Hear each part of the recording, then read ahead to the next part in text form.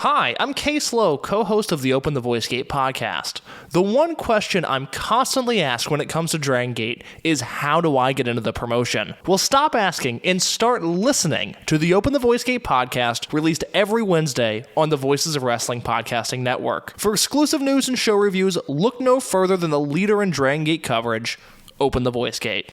This podcast is a member of the Voices of Wrestling podcasting network. Visit voicesofwrestling.com to hear the rest of our great podcasts, as well as show reviews, columns, opinions, and updates across the world of wrestling.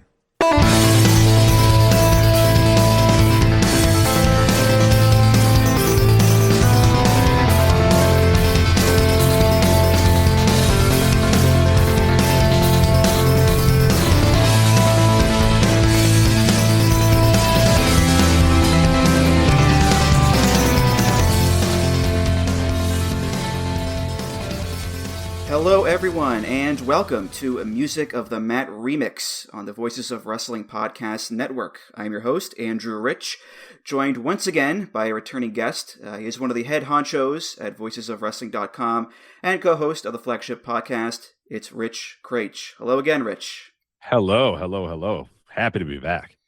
Yeah, same.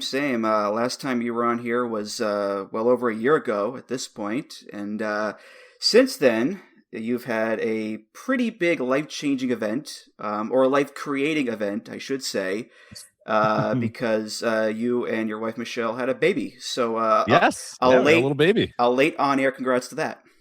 Thank you. He is exactly 6 months today. So this is his half-year birthday. So it's been a lot of fun. It's gone quick. It has. People always tell me it goes very quick, and it really has. There's been long days and long nights, but for the most part, it's been pretty awesome and very rewarding. So it was going to be a major life change, but it's actually, it hasn't been that bad. I'll be honest. It's been better than I expected. I'm saying that now, and now he's going to be an absolute terror all night tonight. So I'm going to knock on wood, and he is going to troll me for that one. Or he'll just be a total asshole when he's like a teenager. So he'll be like a nice baby. Or both. A total... Or both. Yeah, it's possible. They're still he's 6 months old. There's still plenty of time to be very bad. But no, it's been very good. Thank you for the congrats. And I know you've been keeping kayfabe on the name of your child, which is your prerogative, of course. But I will say this.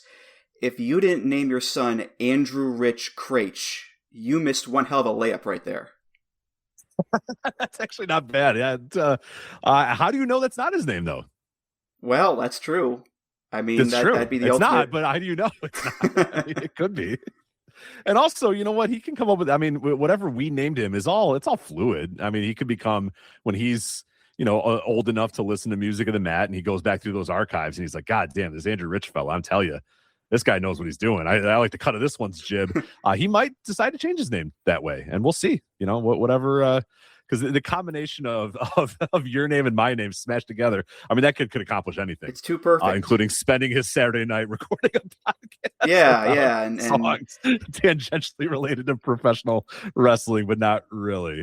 We are the bastions of success right here, right now. Listen, who better than to teach people how to lose an hour because of technical issues than us? Come on. Right. Come on, exactly. but yeah. Anyway.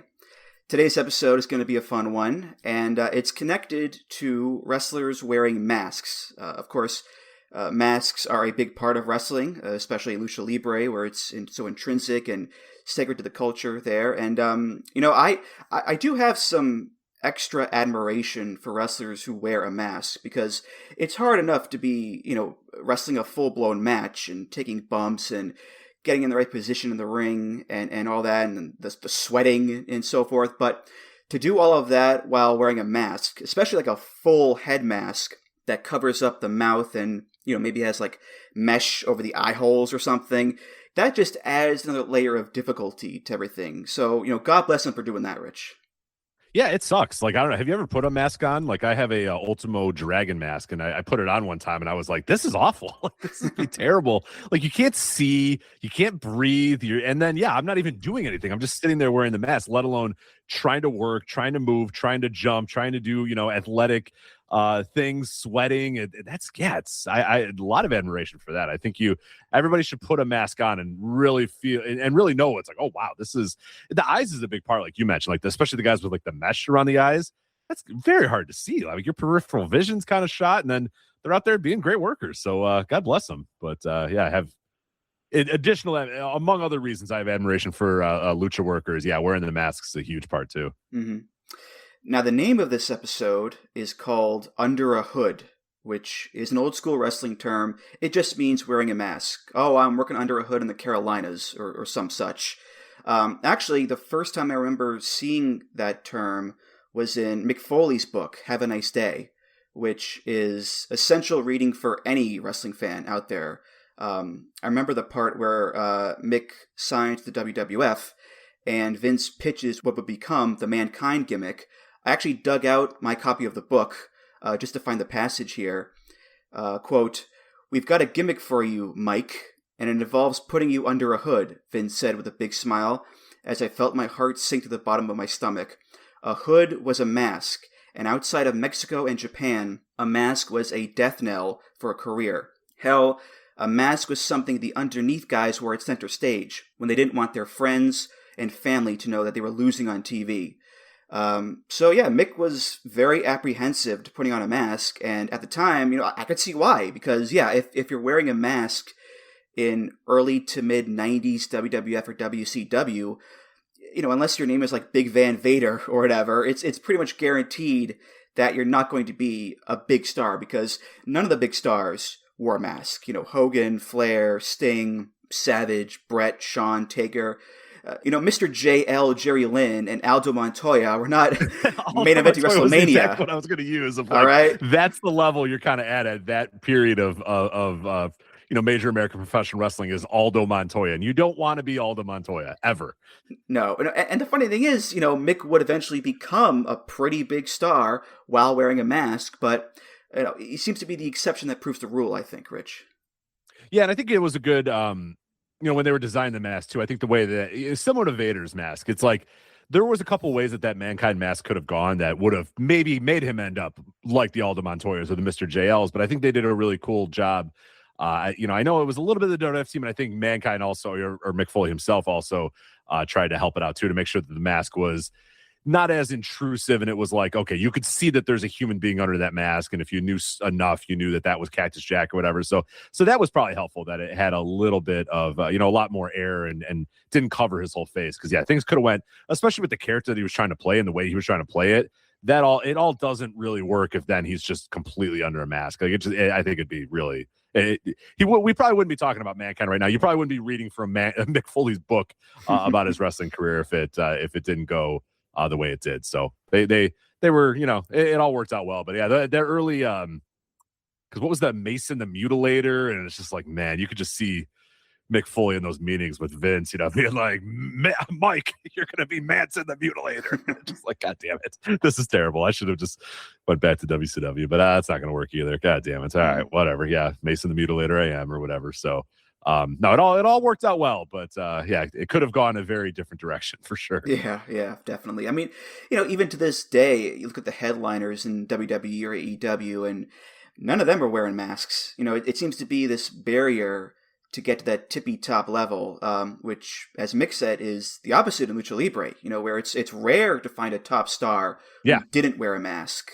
And ripping a guy's mask off is an instant DQ, and losing the mask in an Apuestas match is such a momentous occasion, especially when we get to see whether a guy is actually handsome or not, like Andrade, or if he's like secretly ugly, like Ultimo Guerrero. Either way, it's a fun time, Rich. So come on. But he is. You're not wrong, but I mean, come on. You're right. But yeah, or I was looking at Dr. Wagner was the one when Dr. Wagner Jr. took his mask off, and I was like, look at that. The guy's a babe. Like, he's got, salt and pepper beard and stuff. Like, man, we've been missing out on that for years. But yeah. And then there's Ultimo Guerrero too with his got kind of a pig nose. Yeah. I mean, you don't have to say it, but yeah, I mean, we all know. I'm raising the roof anyway. Yeah, we all are. Nothing against the man's talent or charisma, but the mullet doesn't help either. The mullet probably not. No. It's probably a bad combo, but you know what? It works for him. God damn it! That's all that matters. Yeah. Now, as far as the music goes here, we'll be playing songs with masks of their own, so to speak, because we're playing songs where the title is not in the lyrics. much like a wrestler covering up their identity with a mask, these songs are covering up their identities with the titles. And, some of my picks were easy to come up with because they are, famous examples of this topic. Others, I had to kind of double check just to make sure, the words weren't actually in there, because it can be kind of tricky if you don't pay enough attention, Rich.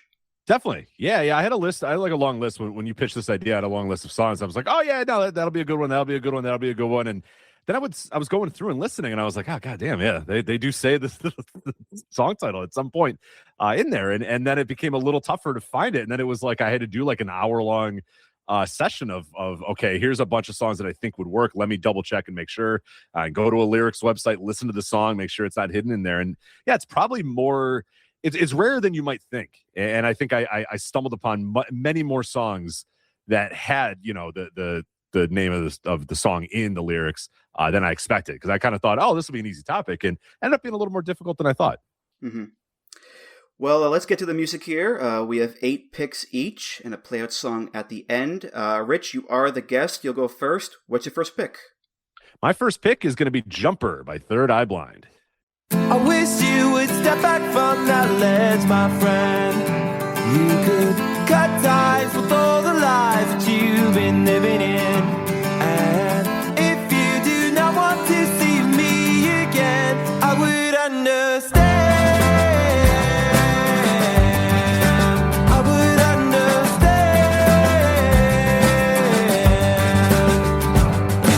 The angry boy, a bit too insane, icing over a secret pain. You know you don't belong. You're the first to fight, you're way too loud. You're the flash of light on a burial shroud. I know something's wrong. Well, everyone I know has got a reason to say, put the past away. I wish you would step back from that ledge, my friend.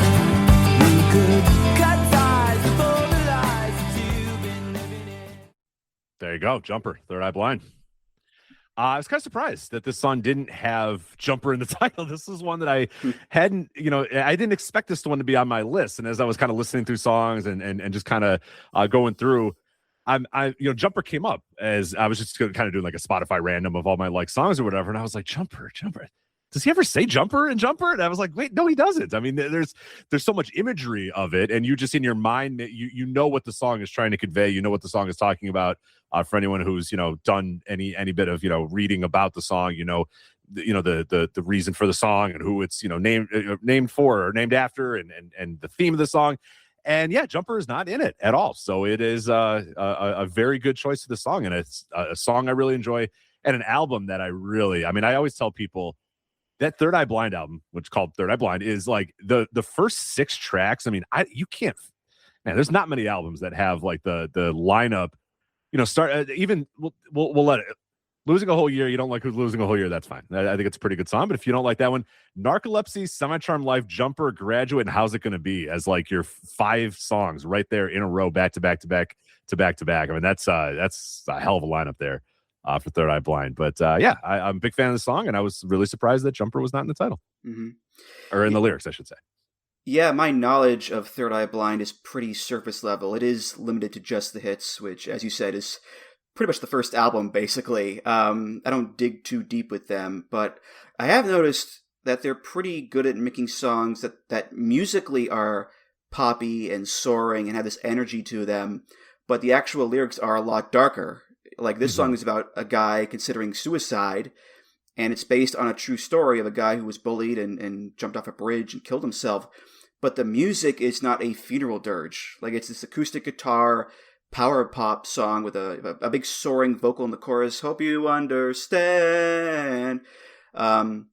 Same with Semi-Charmed Life, which is about that's one crystal of the meth addiction. Yeah. It's about crystal meth. Like weddings. And the chorus is just a guy going do do do do do do do. It's the catchiest thing ever. It lives in both worlds, Rich. Yeah, for sure. So It definitely does. Yeah, that Semi Charmed Life is the all-time example of when you hear it played at some place and you're like, really? Like, you guys don't know any of the like, are you listening to any of the lyrics? Are you aware of anything that's going on here? But man, that fucking ditty, that chorus just gets everybody going. So it's like, yeah, it'll play at a wedding, it'll play at a graduation or whatever, and you're like, all right, whatever. I mean, it's a Crystal Meth Addiction song, but sure, yeah, do. It works. It's undeniable. It works. So yeah, I probably by design too, because it seems to happen a bunch with Third Eye Blind, which I think is pretty funny. They had a little bit of a Stephen Jenkins joke, just to be like, all right, look, I'm gonna make this as dark as humanly possible, but if you just make the chorus kind of catchy, the people won't care, and they don't. People don't care. They love the songs. Mm-hmm. So. Well, my first pick. This is the band Faith No More. Off of their album The Real Thing, which is the first album with Mike Patton on lead vocals here. And this is Epic.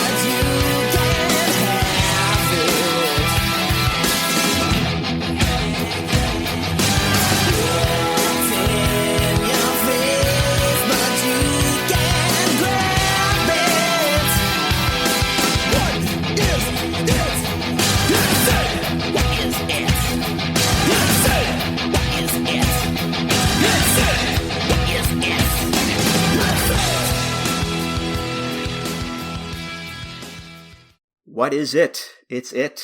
I love that song. That's the first Faith No More song I ever heard, because I discovered it playing Rock Band, and I was just enraptured by it. I mean, the bass line, the pounding rhythm, and the drums, and the guitars, and the piano outro, and Mike Patton's weird-ass voice, you want it all, but you can't have it. It really grabs you, and it is quite epic, not in terms of the length, but just in terms of, like, the sonic scope of it all in my head when I hear it. And I would go on to discover more Faith No More and learn more about Mike Patton and how this song and this album are not really indicative of his overall work, because he's got such a wide vocal range, and there's Mr. Bungle and all this other stuff that he's done. But I always go back to Epic and The Real Thing. I love this whole album, Rich. Yeah, Epic's. I think I went through my entire life not knowing that the name of the song is Epic. I don't know what I thought. I don't know what I thought the name of the song was, but when this came up in the list, I was like, oh, interesting. Hey, Epic by Faith No More. I don't think I've ever heard this. And then it played for 2 seconds, and I was like, oh, right, yeah, I've heard this a billion times or whatever. But yeah, it's like you said, it's an interesting song in terms of there's just a lot going on. It's very loud. It's very pounding. And I think all the music aspects of it, all like the instrumentation of it is one way. And then his singing is almost the entire, like it doesn't feel like it meshes together, but it does in a way. Like it's so completely different and so completely unique from each other. And then all these things just all get smashed together into an epic song. And it all really comes together in that way. So yeah, I'm a big fan of this song as well. The heavy rotation back in the MTV days, back, when MTV used to play videos, now it's not even a freaking, now it's nothing. Now it's just, people used to make their complaints when they 23 hours a day of ridiculousness. That's all it plays. Right. Like that was a complaint that people made in like 1997 when they were like still actually showing a lot of music videos, but they would show like the real world. People were like, what happened to my MTV? It's like, those people, my God, can they imagine like going on to MTV now and it's just ridiculousness over and over and over again. You thought you had it bad. Oh, it wasn't as bad as it would be. But yeah, I remember the song several times, and a great wrestling connection as well, because the one of the members of Faith No More, of course, was Faith No More guy, front row at several WWF and ECW shows. So yeah, it's incredible that guy was able to make music and go to every WWF show for a couple of years. I always wonder what that fan's doing. What Faith No More guy's doing. Like Vlad, we still see Vlad every so often. Bowl Cut Kid and Faith No More guy. Like, what happened to them? That and British Bulldog Kid. he's going to win that title whether he wants to or not. Right. Where's that person at these days? Who knows? I don't know. See, I did a lot of research, and someone reached out to me and said, I am that person or whatever. That's me. And I didn't fully believe it, and I started kind of questioning them, and then I started asking too many questions, and then they kind of peeled off or whatever. But I got really excited for a while because they said, oh, that was me. I used to, and then they showed me a picture, and I was like, yeah, it kind of looks like them or whatever. But then as I kept asking questions, and I was like, well, and then they just trailed off, and then they never. And then I think someone else. If you look that the British Bulldog Kid online, like there's a bunch of people that are like, I'm the British Bulldog Kid, but there's too many. If there's like 5 people, it's like, okay, I don't trust any of you. There's no way any of you are the British Bulldog Kid. Also, I'd love to know what happened to graphic design. I went to school for graphic design because of you, Bret Hart, woman from Wrestling with Shadows. I hope she's working somewhere, but she's probably been replaced by AI at this point. But hopefully she probably, if she got a job in 1997 or whatever, then maybe she'd retirement age at this point, so it doesn't affect her too much. But we don't know what happened to all those guys, but we do know what happened to Faith No More guy. He made music for years and years and years. So, well, to this day, Epic, it's one of the few rap songs that I know all the words by heart, because it is a proto rap metal song and a very successful one too. I mean, this was their breakthrough hit, and this is '89. I never thought of it that way, but you're right. Yeah, it is. Yeah, it is a rap metal song for sure. Yeah, it's a few years before the Judgment Night soundtrack came out, and the first Rage Against the Machine album, and way before Limp Bizkit and Kid Rock make it big. And it doesn't have the crassness Crazy of Town, that, of course. Oh yes, of course, yeah, and it doesn't have the crassness of that late '90s era either. It feels more quaint in a way, Rich. So yes, yeah. That stuff, man. There is not a genre of music that has aged worse than you listen to any of those songs and you're like, oh god, it's just like gross as. But it's like perfectly 1999. Like for somebody who wasn't around in 1999, it's just perfect. Like the Woodstock documentary, like the Woodstock 99 documentaries, you watch it and you're like, this is just the most 1999 thing ever. It's just like crass and commercialized and just, it's just perfectly 1999. And I'm glad that we're no longer in 1999. It also like, to tie this back to wrestling too, like the trashiest year in professional wrestling, like 1999. It's just perfect. It just all fits perfectly with whatever 1999 is. But yeah, this is what is this, 89, 90, somewhere in that range. This song comes out. Yeah, and that's we're a little more we're much more cultured people at this time. What's your next pick there, Rich? So my next pick is 7 by Sunny Day Real Estate.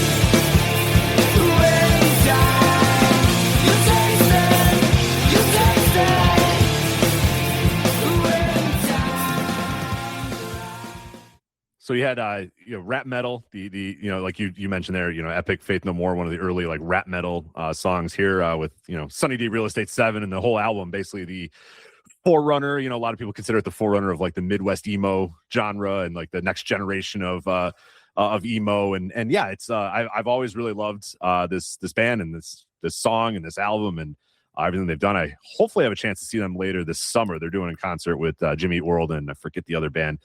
So hopefully I'll be able to see them live. I have never been able to catch them live, but a huge fan of the song. And it's a weird one because the first lyrics of the first line of the song is "Sew It On," but the way that the lead singer Jeremy is singing it, it almost sounds like 7. So in my brain, I've kind of always in my like the way it's weird, like because I know the name of the song is 7, and his lyrics are kind of like it's strange how he says it. So I've always in my mind thought that he was saying 7 even though I knew he wasn't. And then like, yeah, I thought it would be a perfect one for this because it's one that, you know, maybe people are aware of the song and maybe some other people think like me, they're like, oh, he does say 7 right at the beginning. And no, he does not.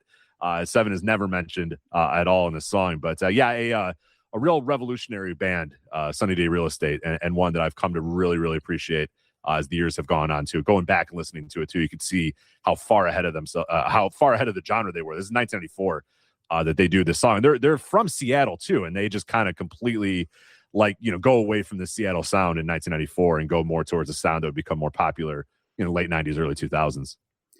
Yeah, we played some emo a few episodes ago when Case was on, and I don't really dip into that world all that much. I like a few songs here and there, but I have at least heard of a lot of the bands in that scene, and Sunny Day is one of them, and this is the only song of theirs that I know, but I like it. It's a good song, and it's chock full of emo goodness. December's Tragic Drive, When Time is Poetry, and Stolen the World Outside. The Waiting Could Crush My Heart. The Mirrors Lie, Those Aren't My Eyes. Destroy Them, Raise My Hand. I can feel the sadness oozing out, Rich. Yep. So. Yep. Yeah, and they do it similar to like Third Eye Blind too. They do it in a way that it doesn't feel as like it's a little more, the song itself feels a little bit more jovial, but then yeah, you dig into the lyrics and you're like, oh yeah, these are very emo lyrics for sure. But yeah, it's just, you know, a really, really cool band that I think, you know, way ahead of its time. And now, you know, looked back on at the time, we didn't know it, but, you know, looked back on now as like, oh, these guys were one of the real, you know, early forerunners of that, you know, second wave of emo, Midwest emo, whatever you want to call it. I think a couple, you know, post-hardcore, it's got a bunch of different names depending on who you talk to, but yeah, they were kind of really the forerunners of it. Mm-hmm. I was also tickled to discover that one of the founding members of the band is Nate Mendel, who would go on to be in Foo Fighters. And he's been in that band a lot longer than he's been in Sunny Day Real Estate, because they broke up the first time before the second album was even out. It was that fast. And it's just been kind of stop and start with them ever since, it looks like. So. Oh yeah. They come and go very often, and yeah, we'll see. You know, now they're doing another run of. I guess there's enough nostalgia for them at this point. They're like, you know, we can make a lot of money. Why don't we do that and see how that goes? And I can't blame them at all. But yeah, they came and go. I mean, they had Diary was their first album, and then I think they had a self-titled album after that, and then it was like a huge hiatus, and then they came back in 1998 for a song, and then another 2-year hiatus, and then they were pretty much gone after 2000, and now they're just kind of, you know, doing the touring and making the rounds. I don't know if they're going to make a new album. I know like American Football just made a new album as well, and they're another one that's like in that Midwest emo, you know, four runners or whatever. So maybe Sunny Day Real Estate's coming with an album sometime soon, but not that I know of, but we'll see. Mm-hmm. All right, my next pick here, John Lydon, better known as Johnny Rotten. He was the frontman for the Sex Pistols, one of the most important punk bands ever. And then he became the frontman for one of the most important post-punk bands ever, Public Image Ltd. And this song is called The Order of Death.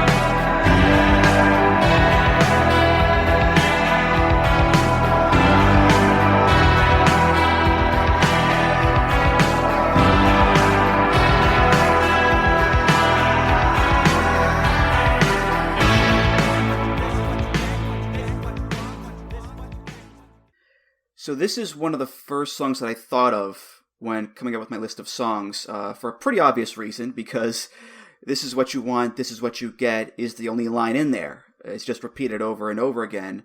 But even with that, I still love this song. Like, it has a really cool walking pace with the drum track.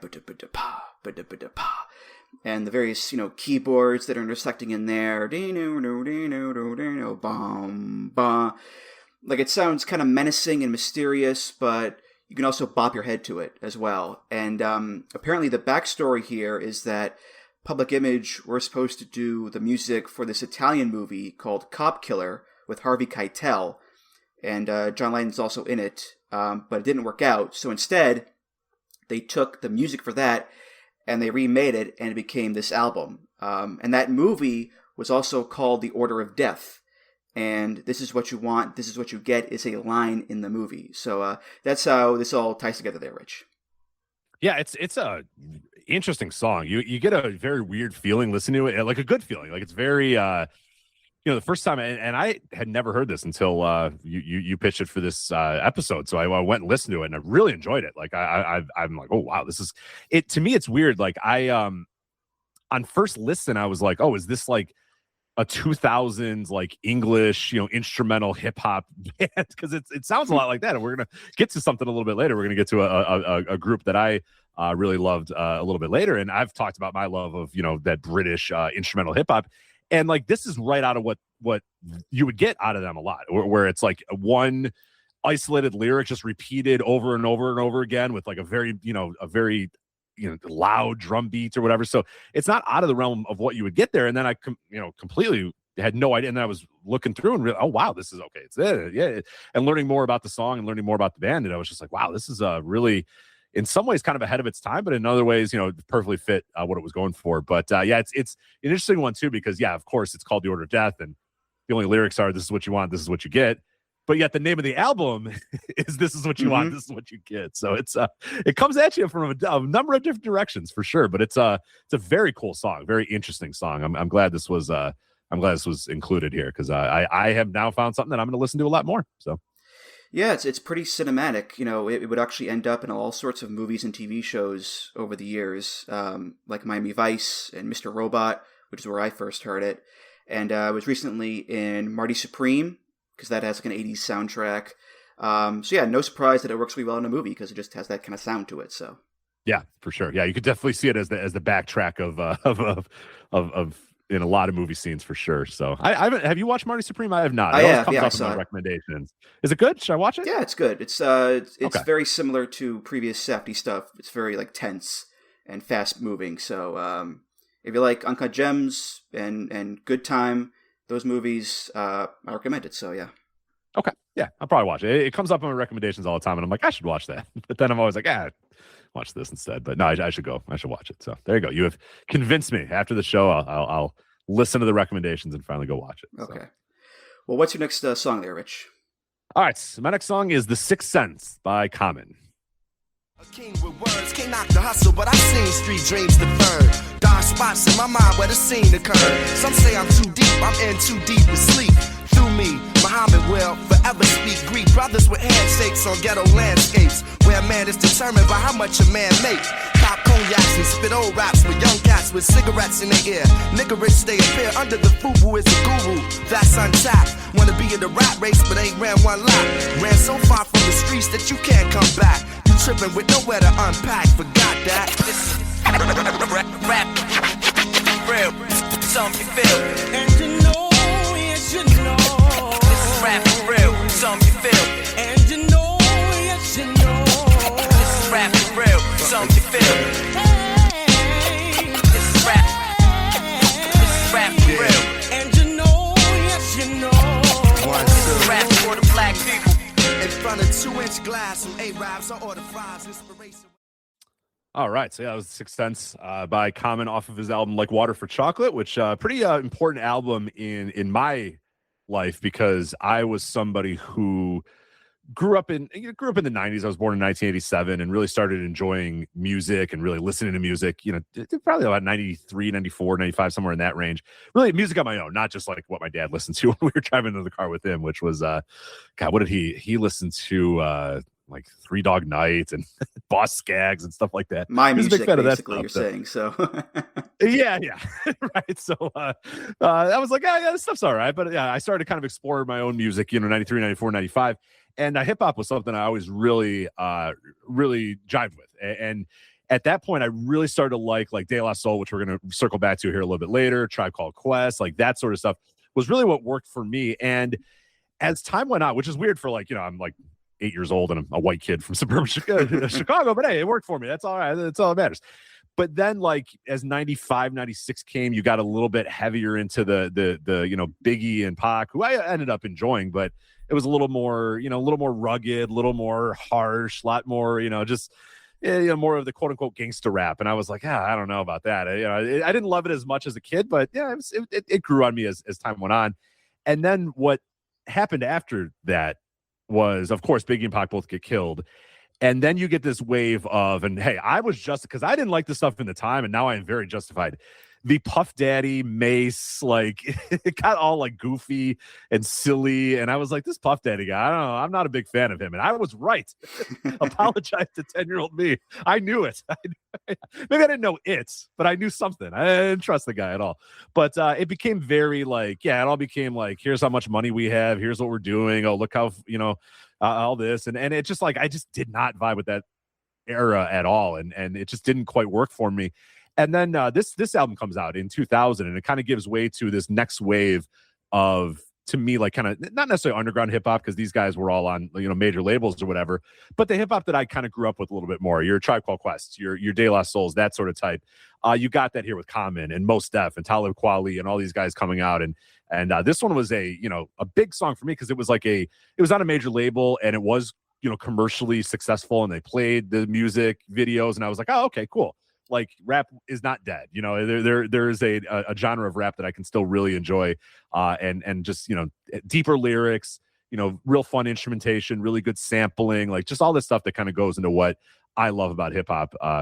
Came through with this album, and then a couple of the other guys that started kind of emerging around this time. But this song in particular was a single, and again, it broke out and got commercial appeal and critical appeal as well, because it was like people were like, okay, maybe it's time for hip hop to grow up again and not just be money, cars, bitches, all that sort of bullshit that we had for a while with Diddy and all those guys. So yeah, I said this to Rich Latta when he was on the Diss Tracks episode, but I'm much more used to Common the actor than I am with Common the rapper.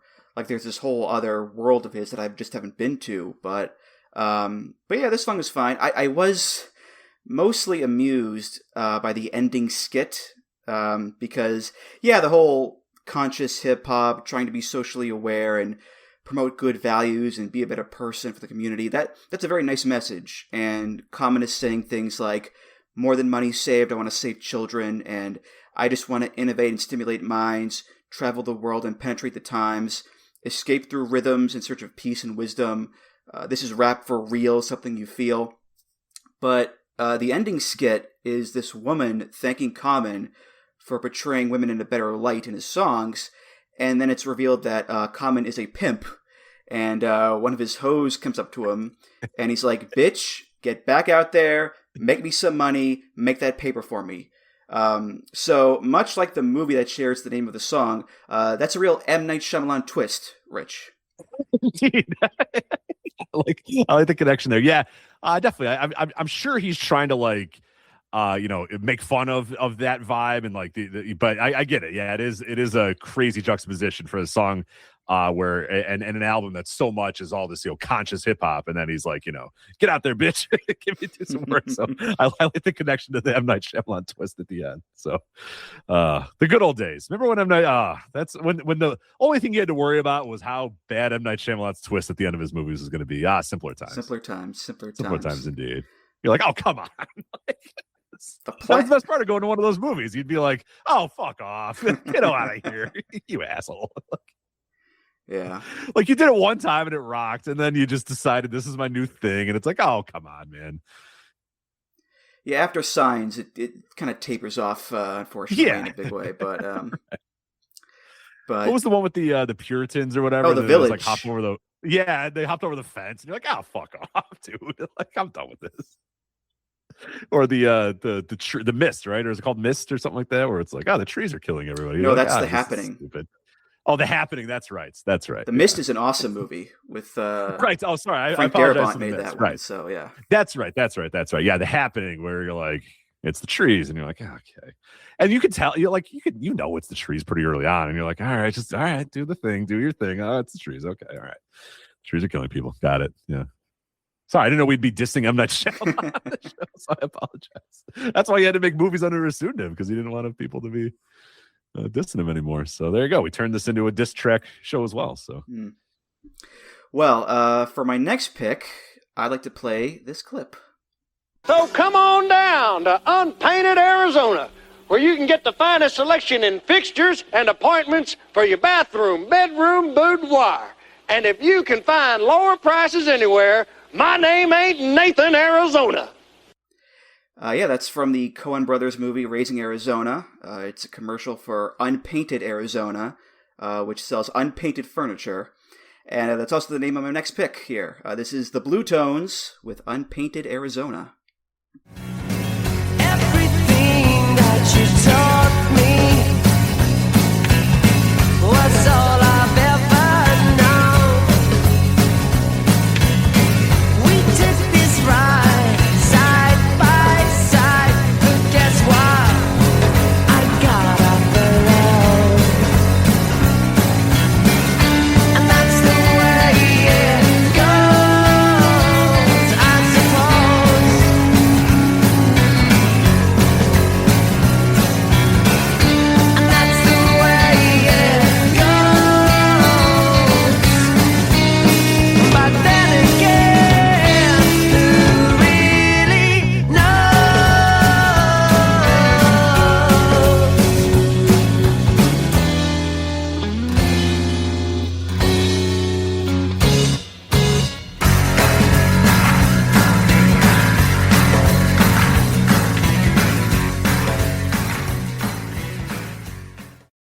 So yeah, the Blue Tones. I haven't listened to all that much of them, but I like that song a lot. They're a lower tier Britpop band. That's when they came up. But when I listen to this song, I don't think of the UK at all. I think of Arizona. I think of the southwestern US.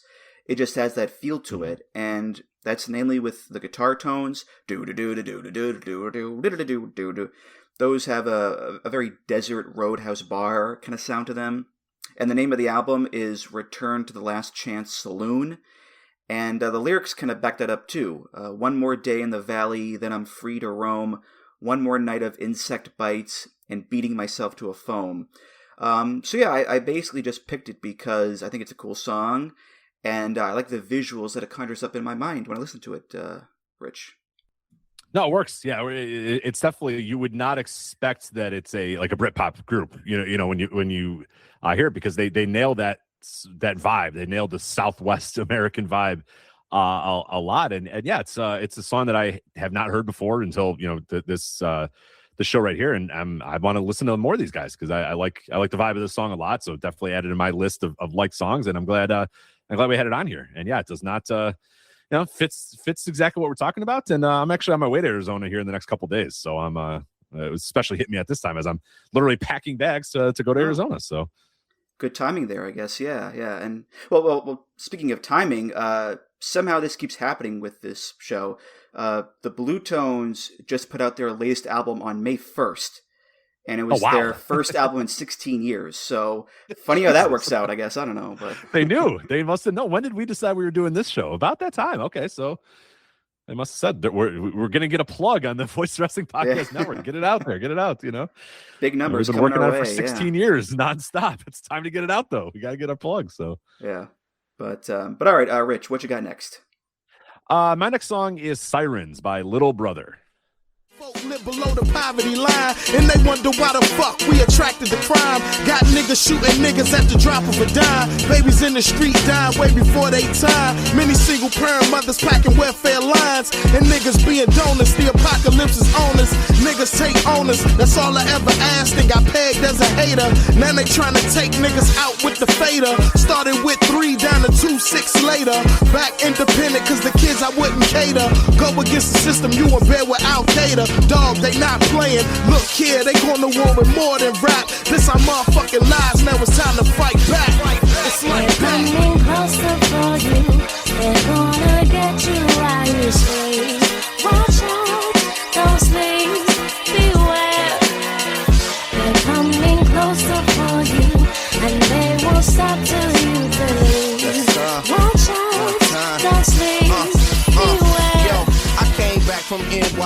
lost his deal. Felt sick to the stomach. All right, wouldn't be me without some little brother related thing on a music of the of the match show. But this isn't one of my favorite little brother songs, and they're a group that I'm guessing a lot of people that listen to this that also listen to hip hop might not listen to Little Brother. They're a little more underground in that sense. They're one of the bigger underground hip hop groups. But I actually just recently, not recently, I guess it was September now, almost a year ago, they did their last little round of live shows. They basically were like, we're not doing any more live shows. We're going to do this little round and it's out. So I went in September and it was just just an amazing show. And I was just so glad to be there. And I'd seen them in live like 6 or 7 times. I was just really glad to see them again. But they played this song and I was glad they did. And it's one that I really like. And they played it with particular emphasis given what is going on in the world today. I mean, they made this song many, many moons ago. I think it was in like 2007, but it's all about, for them, it's more about, America basically spying on and, blaming black people for all of its ills and all this sort of stuff. And, monitoring you and watching you and everything you do is being traced and watched for, and they're coming for you and all this sort of stuff, as well as, kind of mixing in. This is the first album that they made after they got dropped from their label. And the big reason why they got dropped from their label is their label said, we want your rap to be more like this and more like that and more commercial and more of that.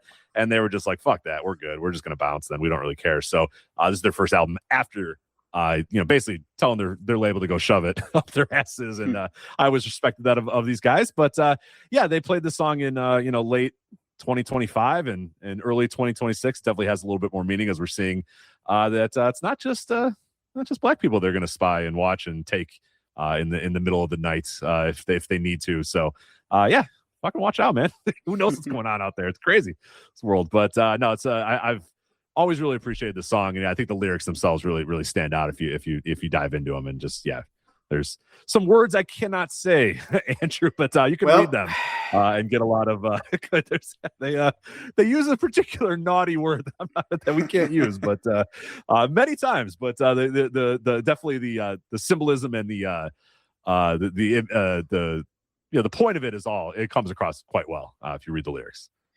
Yeah, when I put this on, I had to make sure that I was playing the right song because the opening is "I Just Want to Celebrate" by Rare Earth. Which they just lift wholesale apparently, and it's they sampled it. Sure, fine. And it's funny, that song is meant to be like, yeah, life is tough, but I'm still alive, and I'm going to celebrate that. This song is like, no celebrations. This is a straight up warning. This is a wake up call. They're trying to take down rap and blame rap for society's problems, and we got to fight back, and they'll come for you too. You better watch out. They're coming closer for you. They're going to get you while you sleep. It's called Sirens for a reason. So it's a very appropriate title there, Rich. Yeah, so. Absolutely. Yeah. And I always loved, right in the middle of Fonte, who does the second. We heard most of what we heard right there was Big Pooh, his verse at the beginning, but Fonte's verse a little bit, the second one, they're trying to blame this rap shit for all of our ills. Like, I can stick you up with a mic, like I can rape you with a verse or use a verb as a knife. Like before Cool Herc, everything was all right. Like, y'all wasn't calling black women hoes before rappers delight, which I think is just a great line there too. And it's like, it's that's it. So it takes down a little. It's to me a great song. And Little Brother always has really great messages in their songs, and they're another group that kind of came out from the emergence of Common and Mos Def and Talib Kweli, and that's why they're called Little Brother, because they see themselves as like the little brother to a Tribe Called Quest and Common and the Roots and those kind of guys. So it all kind of works in cohesion. My song choices as well. So I was trying to make them all sort of relate to each other in some way too. Mm-hmm. All right, my next pick here. This is a band called Kasabian, not Frankie Kasabian. That's a different thing. I was like, hell yeah. That's something else entirely there. This is from their self-titled debut album, and the song is called Clubfoot.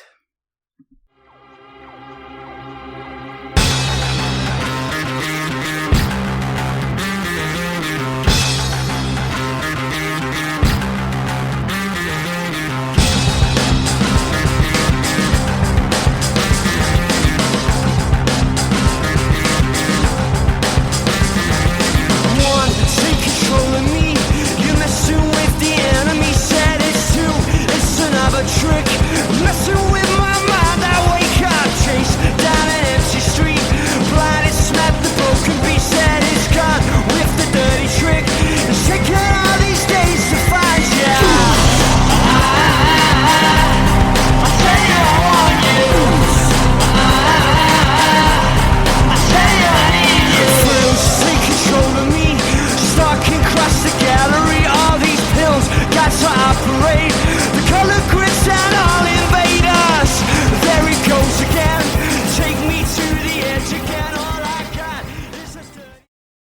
So this is another song that was one of the first ones that came to mind, because it's pretty much the only Kasabian song I know, but I love it. I love the bass line and the melody and the frenetic pacing of it, and all the synths and guitars just crashing down all around.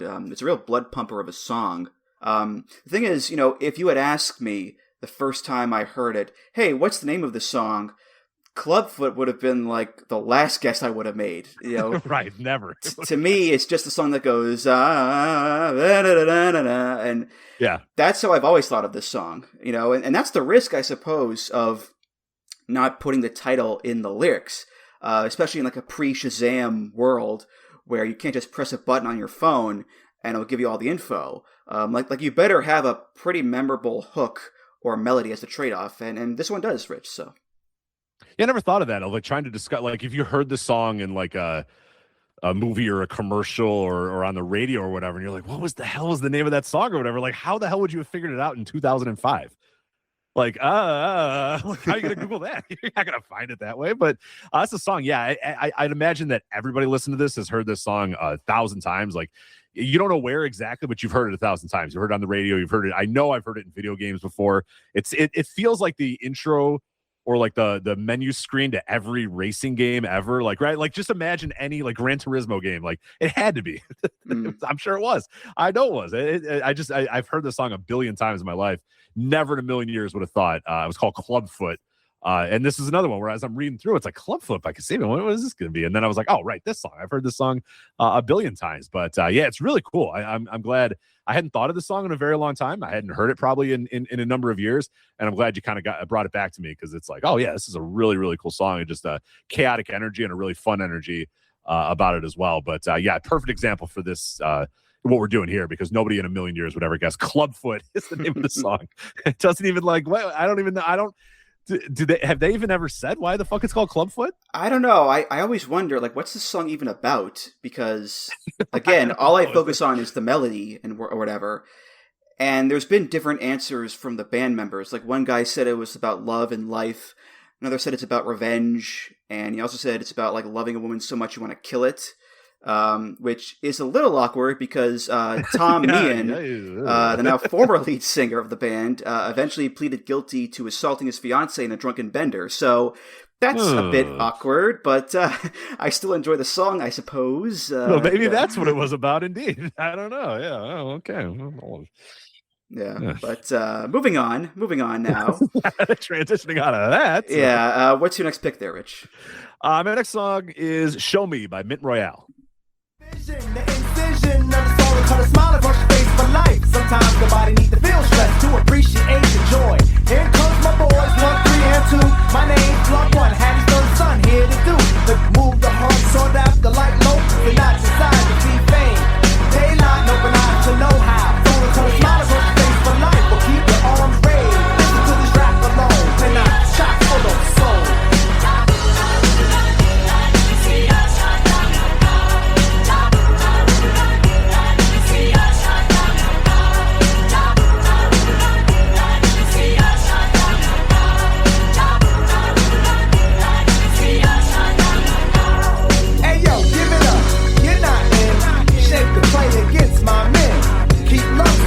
Just like Gabriel studying your sight. Move the heart of every blood type. Through the darts in every blood fight. After war, past peace pipes. Ask forgiveness, cease right. All right, so that is it's an interesting song. So it's a combination of an electric like instrumental hip hop group from England. I believe it was a group, and then I believe it was just one guy. I think at this point it's just one guy. I forget. Maybe it's a dual group. I forget. But it was two dudes. That was one guy, and the one guy still uses the band name, even though he's a single guy or whatever. But yeah, so it's that song, and it features Plug One, who's a member of De La Soul. And I have the most interesting story of how it's not that interesting, but how I found this song and ended up finding Mint Royale, who I enjoyed a lot, was I was watching Van Wilder. Remember the movie Van Wilder? Oh, yes, of course. And there's like a club, or they're like dancing, and there's songs playing in the background. I'm like, this song fucking rocks. Like, why is it? Because I didn't expect Van Wilder to be where I discovered like this really awesome, English electronic music group that uses a member of De La Soul And it's just a really, just you can't help but kind of feel happy and bouncy when you hear that song. It's just a very, very good track. And the inclusion of De La Soul in there, or at least one member of De La Soul, really brings it all together too. So just really a song that immediately came to my mind, because I'm like, yeah, they definitely don't say "show me" at all during that song. And it was one that I was like, that's a pretty cool song that I'd like more people to listen to, because I don't know necessarily that it's a as popular as it probably should be, because it's a really bouncy song, really fun song, electronic, trippy, but also you get the hip hop in there too. So if you like rap and stuff, I think it's a good way to bridge that gap. But huge fan of this group, and a huge fan of De La Soul as well. And I'm so glad that De La Soul just a couple years ago finally got all their stuff up on streaming, because they kind of lost, like, there was a whole generation of people that I don't know fully appreciated De La Soul because they weren't available on Spotify, and they weren't available on like Apple Music, and they weren't available on all these different things. So I think it was, a lot of people didn't quite understand how great De La Soul was, and it was really cool for when those things came back up and people were able to, get back to listening to them. You saw an immediate, like, oh my God, these guys are incredible. And it's like, yeah, De La Soul rules. But they kind of got lost to, technology kind of cut them off for a little bit there. But big fan of De La Soul, and a big fan of this song, and big fan of Mint Royale as well. Yeah, this song is awesome. This is my favorite of your picks, actually. I never even heard of Mint Royale before, but I just love how overwhelmingly positive it is. Like the upbeat, dancey music, and the mixing of the African singers in there from this musical, who I looked it up. They're saying, "Celebrate, we are getting married today" in Zulu. And of course the verse is by Paz there from De La Soul. So yeah, it just a really nice time. And it's nice how after these songs about, emo, depression, and violence and suicide and all that, we have some nice trip hop joy in the mix. I like that a lot. Yeah, we're not jumping off any bridges. We're not being there's not surveillance on us, and we're not trying to take hip hop down. We're not crying. We're having fun too. It takes both. It takes both in life. You gotta be happy. You gotta be sad sometimes too, but you gotta be happy. Ultimately, you gotta be happy sometimes too. Mm-hmm. Well, you brought up Van Wilder. I was wondering, do I know any other songs by Mint Royale? And apparently I do, because they have a song called "From Rush Home with Love," and it's been in several movies, including a movie that I really love, Kung Pao Enter the Fist. It's the opening credits song of that movie. So, wow. Yeah, I'm going to dive into more of these guys. I'm very interested in them. So there you go. See, I'm teaching Andrew. When you can teach Andrew Rich about something about music, you've done it. We're opening doors here into new avenues. That's good. That's what it's all about, man. Yeah. All right. My next pick here. This is from 2006. This is M. Ward off of his album Post War, and the song is called "Chinese Translation."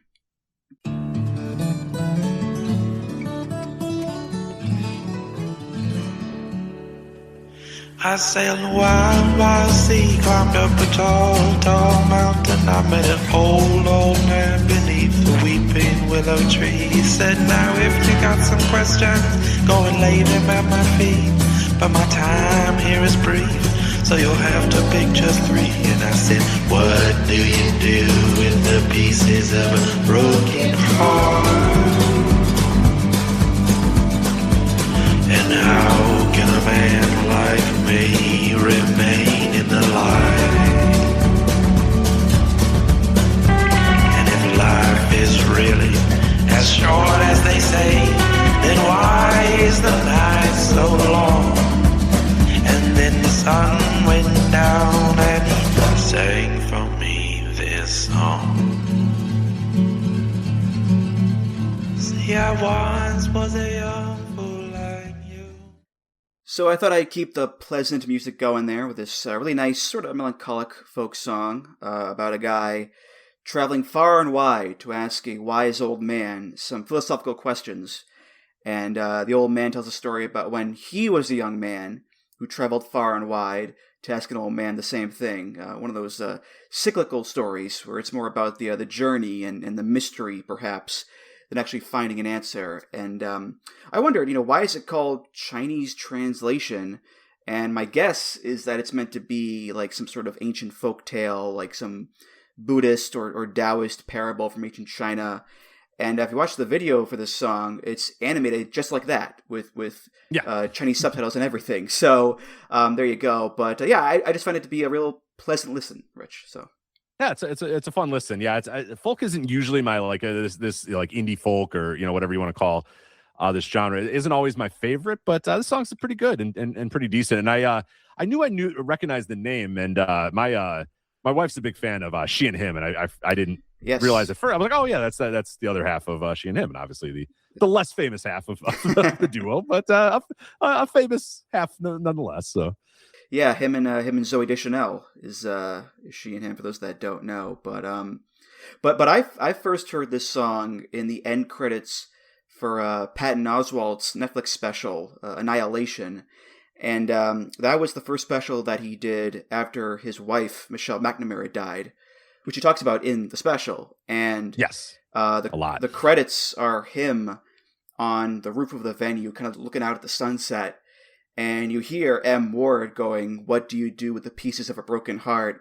And how can a man like me remain in the light? And if life is really as short as they say, then why is the night so long?" So it really puts the song at a much heavier perspective there, Rich. So yeah, very, very emotional. Oh, stuff. Definitely. Yeah, I actually remember I chose probably the worst time ever to watch that special. My wife, whose name is Michelle, was like out of town or something. I forget what she was doing, but she was like out of town for like 2 weeks or something like that on some trip. And I remember watching it, and I was just like, oh, this is horribly depressing. It's just like this man talking about how he misses Michelle, and his Michelle's not here. And I was like, oh, my Michelle's not here, and I miss my Michelle too. And it's Patton Oswalt, so he'll still make you laugh a little bit, but it's a heavy. I'm glad he did it though. It's a really important comedy special to watch, because I think it shows that genre can be more than just haha, here I'm going to do a little bit, and here's my goof offs or whatever, because he still has the patented Patton Oswalt vibe about it, but he also tackles an insanely insanely deep and emotional subject of the death of his wife or whatever, but does it in a way where he's still. It has to be watched. I think it's a really important, and I'm glad he made it, and I cannot even imagine how tough that had to be for him to do that. Mm-hmm. But I'm glad he did, and I remember watching it and both equally parts being depressed but then happy, and then it toes the line between both a lot. But I didn't even make that connection that was the song in the credits. I do remember that credit scene though, and the emotion that came from that for sure. Mm-hmm. And thankfully, Patton found love again not long afterwards with Meredith Salinger, and they got married, and they're still together today, which is just really nice, really nice. But all right, Rich, what is your next pick? All right, my next song is "Test Pattern" by Tiger's Jaw.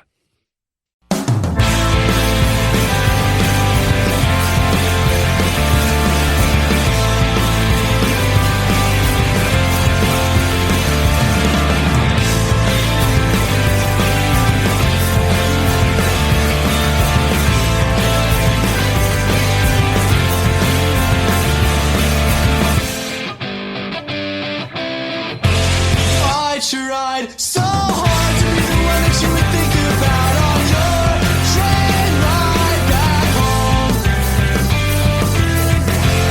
You told me you would like me better if I didn't always try so hard. And I don't feel so invincible anymore.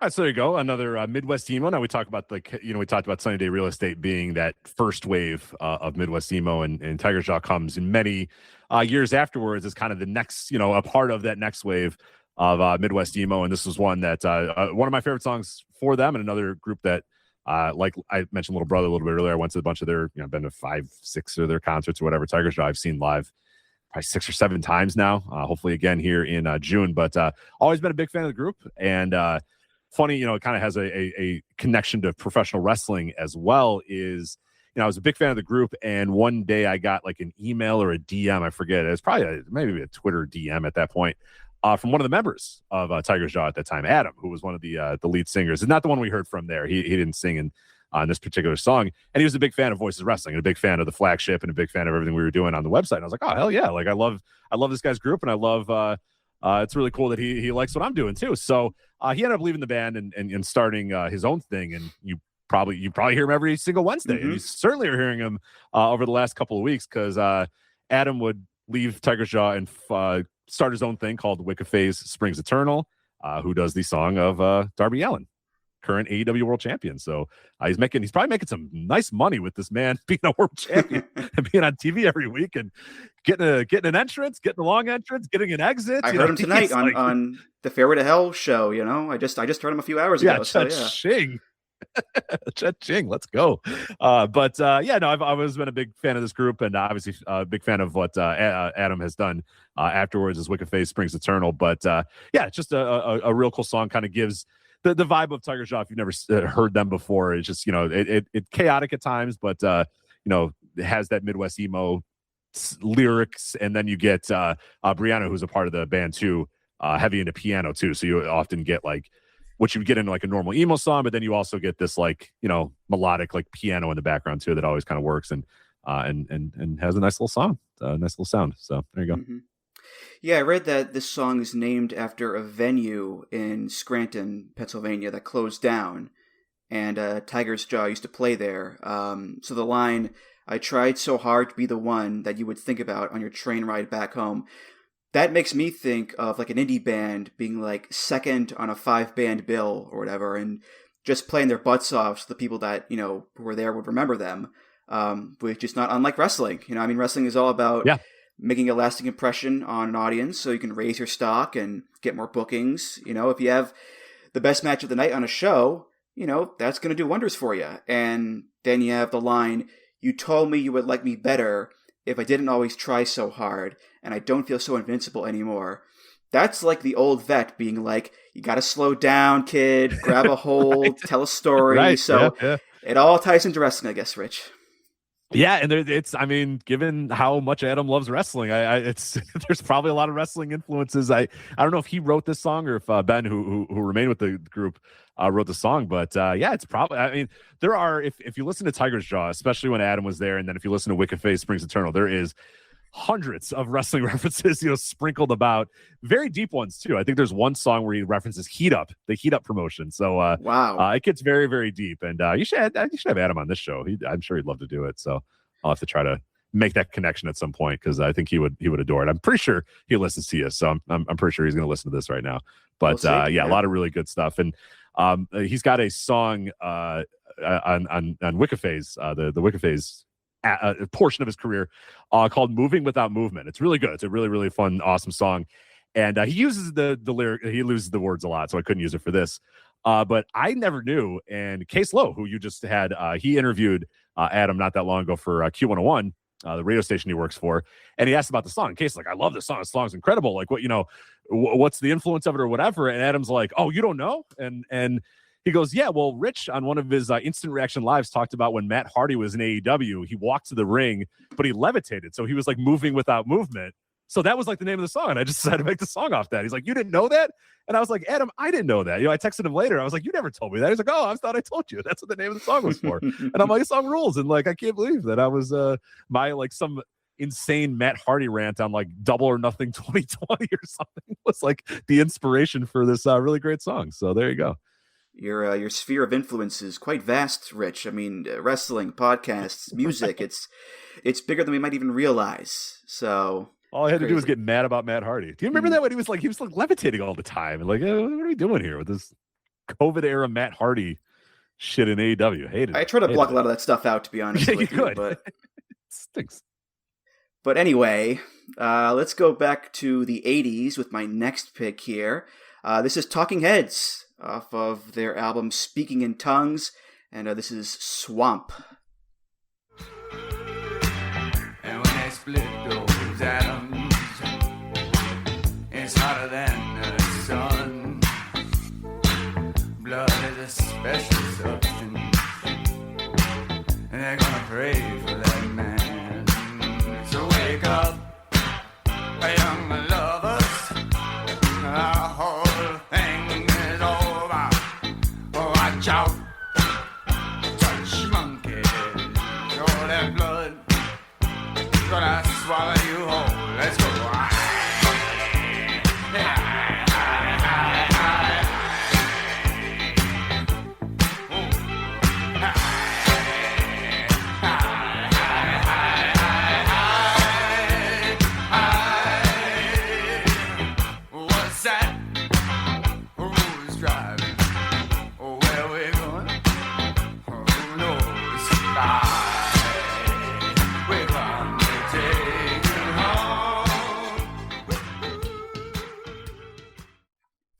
So this song is similar to Clubfoot, where for a while, it was bouncing around the back of my skull. But if you put a gun to my head, I couldn't tell you what it was called. It's the high, high, high, high, high, high song. Even now, it's still the high, high, high song. And that's Talking Heads. Like, David Byrne can be as much of an oddball as he wants, and do a song that's about the apocalypse and has all this imagery of the devil and the atom bomb and blood and these unsavory characters and all that, and random Japanese onomatopoeia like pika pika or whatever. Even with all that weirdness, there's still that little hook to latch onto and make it memorable in that way. And that's what they do here, Rich. So. Yeah, when I was listening to this, and I have this thought about the Talking Heads, anytime I listen to them, like, who is making music that's even, like, close to this anymore? You know what I mean? Like, in terms of just thinking about it and just, like, constructing music that's just, I don't know. I just get that thought. I don't have, like, a bigger discussion about it. It's just, like, I listen to them, and I'm like, they're just doing this on a level that, like, nobody anymore is anywhere close to doing anymore. Nobody tries like this anymore to make music that just, I don't know. It's this song in particular, but anytime I listen to Talking Heads, I'm just like, man, they're just like levels above everybody else in terms of how they approach making music and just like you said, being as weird as possible, but understanding that you still have to kind of you got to make it, it's got to be catchy still, but you can kind of go off the wall. It's just, I don't know. It's just the instrumentation, the singing, the lyrics, the composition. It's all just fucking incredible. They're just, every time I listen to them, I just get blown away again and again by how good they are. Mm-hmm. And the Stop Making Sense version is great too, because they're doing that song live, and there's a red background, and the rest of the band is in shadow, but Byrne is all lit up, and he's marching in place, and he's wearing his gray suit, still normal size gray suit, but still the gray suit. It's not the big shoulders. Not that one. That's a different song. But it looks quite striking, which is why that movie is such a classic and still, I think, the best concert movie ever. Because it's not just about performing the songs well, but also creating such a memorable and effective, visual element too, with the lighting and the costume and the choreography and all that. So yeah. Mm-hmm. I just thought about think about music in a way that, it's like so few people, like these days you'll get like visual. Some people might think about music visually and think about, we're doing a concert, so we ought to do these crazy visuals and all that sort of stuff. But the music isn't like, it doesn't really, I don't know. The music doesn't live up to all the work and all the thought that goes into the visuals. But with these guys, it's like everything is just, it's just high effort on everything they did and just high level of art in every aspect. So I've always appreciated listening to them, and didn't really appreciate them as much growing up, but over recent years, as I've kind of dug in a little bit more and become a bigger fan of New Wave, which we're going to get to here in a second. Just really gained a ton of appreciation for Talking Heads. Mm-hmm. All right, what's your second to last pick, Rich? Next pick is going to be Exhibit C by Jay Electronica. Telling me my name, telling me that one day I'ma be a great man, transforming with the Megatron dawn, spitting out flames, eating whack rappers alive, shitting out chains. I ain't believe it then, nigga, I was homeless, fighting, shooting dice, smoking weed on the corners, trying to find the meaning of life in the corona, till the 5%ers rolled up on the nigga and informed them. You either build or destroy, where you come from. The Magnolia Projects in the Third Ward slum, It's quite amazing that you rhyme how you do and that you shine like you grew up in a shrine in Peru. Question 14, Muslim lesson 2. Dip diver, civilizer 85er. I make the devil hit his knees and say to our Father, abracadabra. You rockin' with the true and living. Shout out the Lights Out, Joseph I, Chewy Bivens. Shout out to Baltimore, Baton Rouge, my crew in Richmond. While y'all debated who the truth was, like Jews and Christians, I was on Cecil B, Broad Street, Master, North Philly, South Philly, 23rd, Tasker, 6 Mile, 7 Mile, Hartwell, Gratiot. When niggas really would pack a U-Haul. All right, so that was Exhibit C by Jay Electronica. Producer on that was Just Blaze, which I think it's a really great production. Has a great sample of Billy Stewart. It's a song called "Cross My Heart," and if you listen to it, it's heavily sampled throughout this. It is a major part of this song, but I think done in a very good way, where the original song, you still get a lot of the same interpretation of the original song, but obviously it works in a hip hop aspect. You add the bass, you add the drum kicks, you add all that sort of stuff, but the singing still kind of is the backbone of the entire song. But yeah, it's a really just an incredible song and an incredible era for people that were following hip hop at this time. with Jay Electronica, which, by the way, Exhibit C is never mentioned in the song at all. This is when Jay Electronica was doing basically just releasing songs like randomly. Like a couple of these songs would come out because he had been doing like the mixtape circuit for a while, and there was this idea of, okay, let's get him, Just Blaze and a couple other guys wanted to get him signed to a major label, so they were like, let's do these. Jay Electronica is going to release these things on, I don't even remember how the hell he was releasing these in 2009, blogs or whatever the hell. It is pre Spotify really blowing up, pre streaming really blowing up, and it was more like these songs would just kind of come out and they would pop up randomly and they just get passed around on these blogs, you get passed around on message boards or whatever. And Exhibit A was one, and then Exhibit C was the other one. So you had these songs that were just showing what Jay Electronica could do, and just incredible deep lyrics, and just it's just 5 minutes of just nonstop going at it, and just great rhymes and just real. It's good conscious rap too. It's good message throughout as well, and just a lot of stuff talking about his days as being a homeless, in New York City, and trying to work his way up and work his way to becoming a major rap star or whatever. And what's weird is not long after this, he did actually sign. He signed with a major label, and then the music just stopped. He just stopped making music for a long time, and he would show up occasionally as like featuring Jay Electronica on a song. But it took forever. I think it was until 2020 or something like that until we got a full-length album from Jay Electronica, and he had a bunch of weirdness in between there. So I always remember this as a time when everybody was like, oh my God, this guy is going to save hip-hop. Like, this guy is incredible. This guy's like next level great. And then he gets signed to a major label, and then it just all stops. And it's like, no, it's exactly what we all thought was going to happen. And this is why you can't sign to major labels and why you just can't do it. And in that era, you had to. But had he come around now, it'd probably be a guy who could have just released the stuff on his own without a label getting involved in any way, shape, or form. Probably made enough money just doing that. But no, I've always appreciated the song. And I just thought it came to my mind immediately when I was thinking, oh, yeah, here's a song that I really love that I could talk a lot about that definitely Exhibit C is never mentioned in the lyrics whatsoever. So, Well, first of all, this is the second song that you picked that starts with the line, "The revolution will not be televised." It's also a Common song. So yes, it is. It was funny. Yeah. Not intentional, but worked out pretty well. I guess I love revolutions, untelevised revolutions, especially. The other thing is, I didn't realize that. That's incredible. Yeah, I never heard this song before. Big shocker there, I know, but I liked it. I liked the beat and the samples that it uses, and it is a very personal story of him being homeless. I will say I did laugh very hard at the line, "They call me Jay Electronica. Fuck that. Call me Jay Electronica. Jay Yamaka." I did laugh a lot at that. And then I looked up his Wikipedia page, and I saw a subheader that says anti-Semitism. And he's a member of the Nation of Islam, and he sampled Louis Farrakhan in his songs.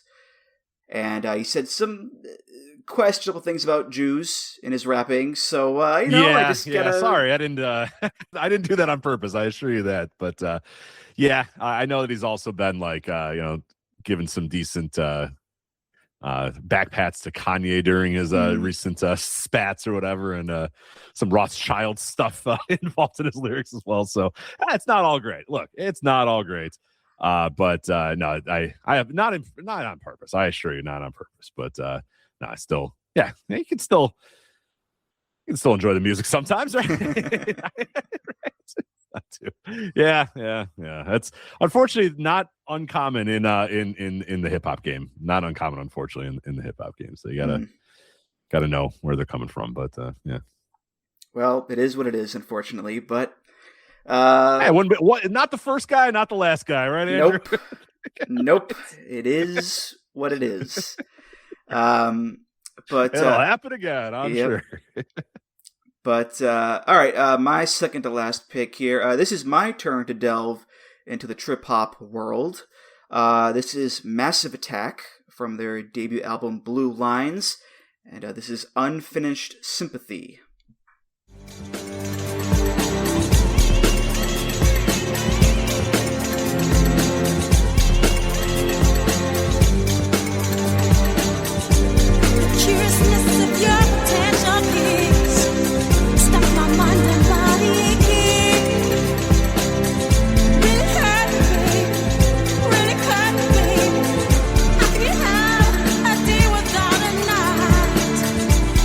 Book there.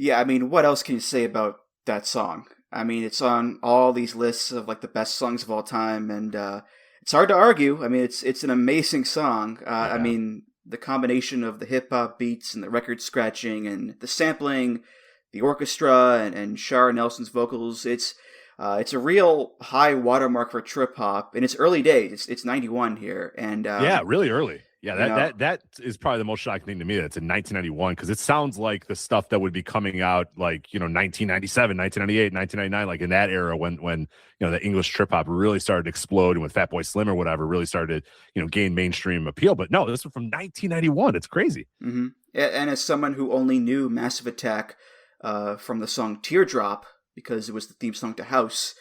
The first time I heard this, I was just bowled over by it. And, I'll go through these stretches where I don't listen to it, and then I'll put it on again, and I'll hear Shar Nelson singing, like a soul without a mind and a body without a heart. And I'm like, oh, it got me again. It got me again. And there it is. Yep. I couldn't not put this on my list here, Rich. So.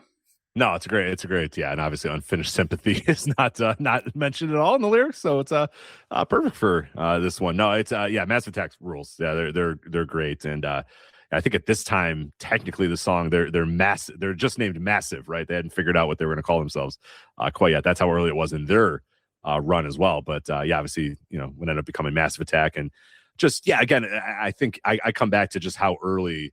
1991, and just it sounds like a song that's just so much deeper into you would think it's a song that was done when 2000 in the 2000s when it was way easier to sample, and digital sampling, you could do way more stuff on computers and whatnot.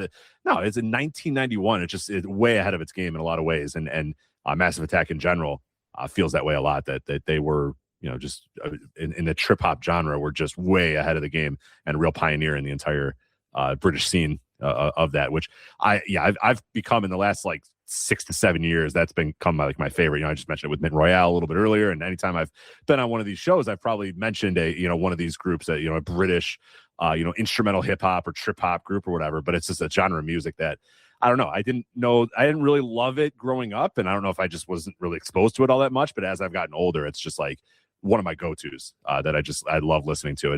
It's good to listen. If you want to intently listen and focus, you can. But if you also want to just kind of have it out in the background and work on something else and just kind of do something at your work or do something around the house and it's in the background, it works for that too. And I think that's what makes it. Because if you want to just hone in on a song and really focus on it and dig it, you can. But you can play it in the background too and just have it kind of get you through your day if you need as well. Mm-hmm. And for the longest time, I wondered, that sample of the hey, hey, hey, what is that from? It's from a song called Planetary Citizen by the jazz fusion band Mahavishnu Orchestra. And it's a guy named Narada Michael Walden, who is a drummer, he's a producer, and he's worked with everybody from Whitney Houston to Mariah Carey, Journey, Ray Charles, Elton John, Lionel Richie, Jeff Beck, like a million big names, but he'll always be the hey, hey, hey, hey guy to me. So, it's amazing. We talked about this before. It's amazing where people get samples from and how they can be able to seamlessly put them into songs. I mean, the talent involved in that is incredible. Oh yeah. I think I shouted out. I forget what they're called. There's a series of YouTube videos. I'll try to figure it out while we're getting through, but it's a series of YouTube videos by some rap site or whatever, where they take a producer to a record store and basically blindfold them and just say, hey, just walk around and grab a couple albums, and then you come back and you got to make a beat out of it. And just hearing how guys can do that. They just go through just random ass album that they picked up, listen to it, find one little bit, one little drum kick, one little snare, one little vocal, and say, okay, I could do that, or I could do that. And then when they come together, their beats are always incredible. And it's like these guys just came out of nowhere, let alone just like listening to a bunch of music. And you're like, how did you get that album? Like you listen to a sample from some, there's all these, and now it's actually, I don't really like to give Spotify a lot of credit for many things, but I don't know if you've dug into the song DNA that Spotify added. But it's a new feature where if you go to Song DNA, it'll tell you, especially for hip hop, it's great. It'll tell you the samples in the songs. It'll tell you exactly where the samples are, where you can listen to the sample. You can click the button, and then it'll play that part of the sample from it. And it's really cool. And I'll go through it and I'm just like, how did you ever find this record? Like, where did you find this random ass like soul record that no one's ever heard of? Where'd you hear this random ass like, and guys will get stuff from other countries too. And it's like, where'd you get this record? Like, how the hell did you listen to this? And then like, how did it get into your rotation? How did you listen to it? And then how did you hear this one little snippet and say, oh yeah, that'll be perfect. I'll just continue. I'll grab that and I'll grab this. It's just the art form of sampling. I know there's some people that see it as like, that's not really making music or da-da-da. I really disagree, because I think it's incredible to see the mosaic that can come together from just all these different sources smashed together into a song. And sometimes you see songs and it's like 5 different samples and there's these 5 completely different genres and the song works. And like that to me just really speaks to just how incredible the art of sampling can be. Mm-hmm. Yeah, I've seen videos for like, where does the beat from One More Time by Daft Punk come from? And it's like, okay, we took this song, but we took like 3 little snippets from the song and we chopped them up and we slowed it down, we pitched it down, put a filter on it, and there you go. And it's like, well, how did you even know to do that? Like, how did you come up with that in your head? So yeah, just again, the talent to even like think about that stuff and how to work with that stuff is amazing. Let me. I can also Rhythm Roulette, by the way, is the name of the YouTube series by Mass Appeal. It's Rhythm Roulette by Mass Appeal. But let me dog Puff Daddy one more time, which he deserves it all the time. One of the things I hated about when he became like big, and Will Smith did it at the same time too. These guys were quote unquote sampling, but then you hear the songs, you're like, that's just literally the song, and you guys just added. That's like, just every breath you take, yeah. Right. With rapping over. What are you doing? This isn't sampling. Like, you're just, because I remember I would listen to, listen to like Will Smith's Miami, and I'm like, wow, what a track this is. And then you'd hear what it sampled, and you're like, it's just the same song. They just added different lyrics. Like, you can't take the whisper as a beat goes on and just be like, no, just say da da da Miami instead. It's like, come on, man. Like, we got a little too lackadaisical with the sampling for a while there, and the art form is taking little snippets and making it, like you said with Daft Punk, where it's like, how'd you guys take 15 snippets from 15 different songs and make it into this, as opposed to just like, hey, this 1969 soul record was pretty cool, let's just use the exact same song and then change it a little bit. Yeah, fucking come on, Puff Daddy and Will Smith. Well, looking at you, Coolio, too. Gangsta's Paradise. Oh, I'm on you. Come on, I'm on you as well. That's a classic. Come on, it is. LV. I think was that guy. Was yeah, LV with the guy? Yeah, LV. I'm looking at you too, LV. I'm not. You're fine, LV. Did you you watched Last Week Tonight, right? Oh, I saw that segment. Yeah. That was crazy. How incredible of a segment. I had somebody text me. They said, watch John Oliver this week. You are never going to believe the twist at the end. You want to talk? M. Night Shyamalan could never, ever put a twist like this. So for people that don't know, Last Week Tonight was doing a series on gang databases or whatever. And they're like, Channel 6 interviewed a local, I forget what he was doing, but it was like he was working he was a community outreach guy or whatever. And they're like, Larry Sanders. And they're like interviewing this guy. And they're like, you might know Larry Sanders as LV from Gangsta's Paradise. And I was like, whoa, it's incredible. But the juxtaposition of him being in that song in 1996 or whatever, 1995, 1996. And then here in 2025 being like, man, these gang databases, this is bullshit. This sucks. Like, I loved it. But what a great twist. It was like Larry Sanders. And I'm like, who's Larry Sanders? Like LV. And I'm like, oh my God, incredible. Yeah. Well, all right, Rich, what's your last pick of the episode? All right, last pick of the episode. The Future is Our Way Out by Bridget Calls Me Baby. And wonder, was the joke on me? I said it long ago, I said it long ago, I said it long ago, said it long ago, I said it long ago, long ago, There is a place where I want to be, but I don't know where it is. I don't know where it is. There is a place where I will be happy. Oh, it must be. Oh, it must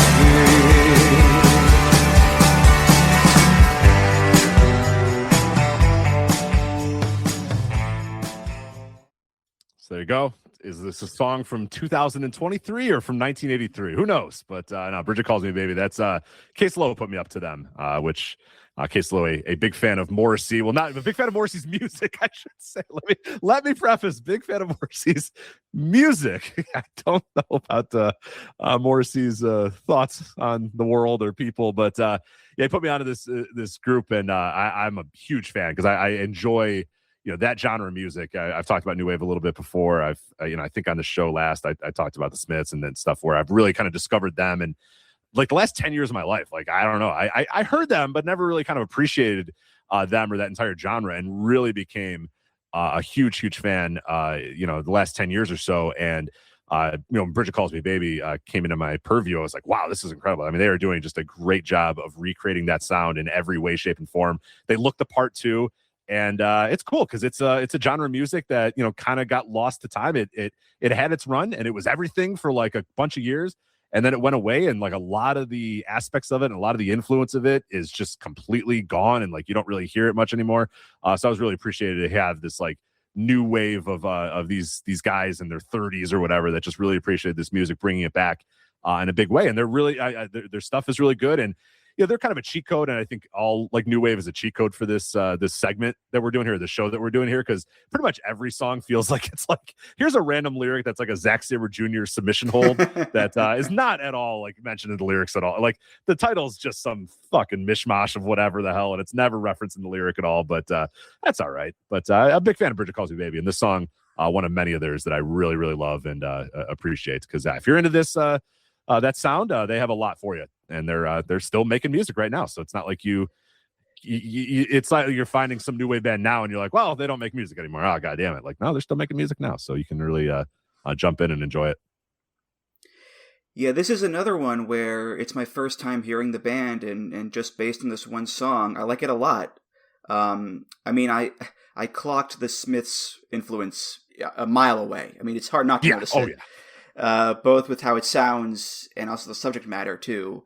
Now the end is here. Everyone said this is how it would be. I'm sorry I can't help but cry and wonder, was the joke on me? When my life is through, oh, all the people will love me. Oh, if life could only be so kind, then I wouldn't mind being alive. Those are some Morrissey-ass lyrics there. But as I was listening, I also thought he's got like a Roy Orbison thing going on as well. And if you look on the Wikipedia page, it says Wesley Evans' vocals have been likened to artists Elvis Presley, Roy Orbison, and Morrissey. So I nailed that one, Rich. So yeah.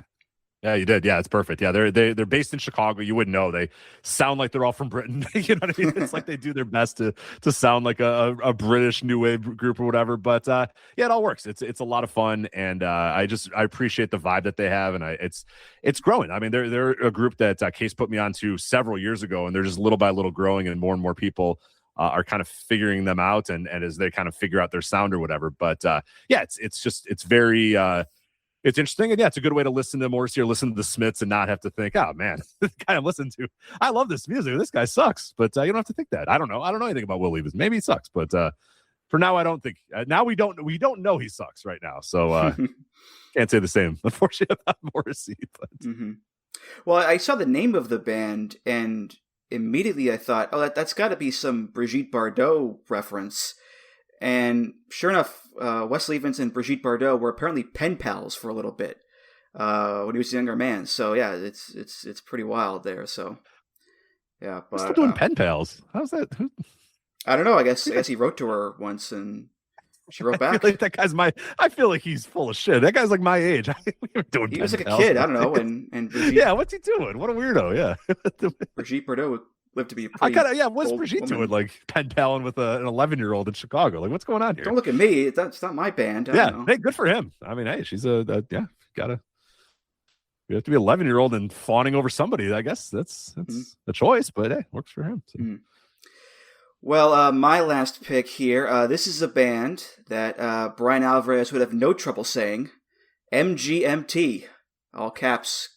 This is from their debut album, Oracular Spectacular, and this is the big one. This is Kids. You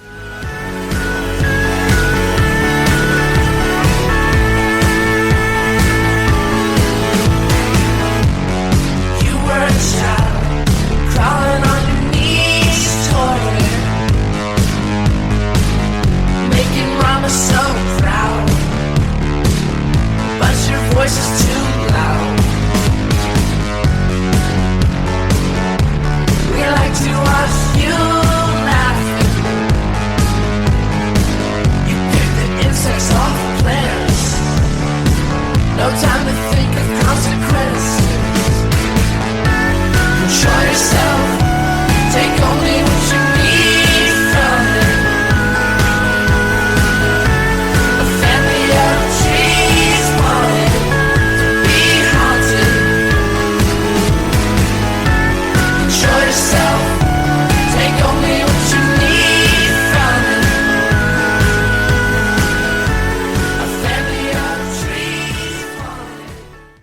So some people who have never really paid attention to the lyrics might be wondering why the song is on here, but they never say kids in the song.